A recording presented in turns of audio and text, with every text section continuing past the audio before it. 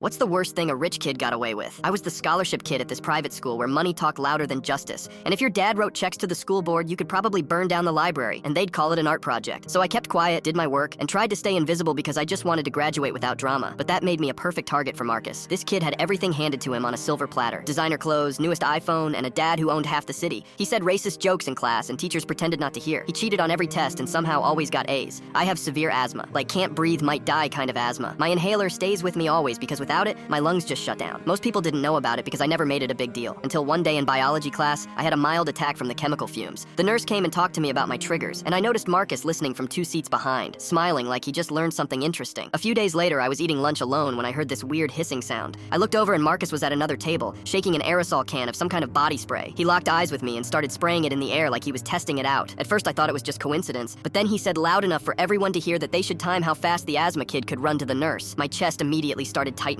I got up fast, knocking over my milk carton, and tried to get away from the chemicals in the air. But Marcus followed behind me, still spraying like it was some kind of game. I was wheezing, trying to reach my inhaler in my backpack, but my hands were shaking and I couldn't get the zipper open. Kids were laughing and pulling out phones to record. Someone yelled for a teacher, but Marcus just kept spraying until I collapsed on the hallway floor. Everything went fuzzy. I remember the paramedics arriving, the oxygen mask, and waking up in the hospital with my mom crying next to me. The doctor said if they'd waited any longer to get me there, I could have died. Want to know what happened to Marcus? 2 week suspension. Not expulsion, not criminal charges. Just 2 weeks playing video games at home. His dad's law firm represented the school, so they said there wasn't enough evidence it was intentional. When Marcus came back, he walked right up to me and whispered that next time he'd use something stronger. I told the principal, but they said I should focus on my recovery, not stirring up more drama. But here's what they didn't know. My uncle worked for the state attorney's office, and when he heard what happened, he didn't just file a complaint. He opened an investigation into the whole school. Turns out Marcus wasn't the only rich kid getting away with serious crimes. 3 other families had covered up everything from drug dealing to assault. Marcus got arrested at school 6 months later, not for what he did to me, but for selling prescription drugs to middle schoolers. His dad's law firm couldn't save him from federal charges. The school lost their accreditation. Half the staff got fired. And Marcus, he's doing 2 years in juvenile detention, learning that money can't buy you out of everything.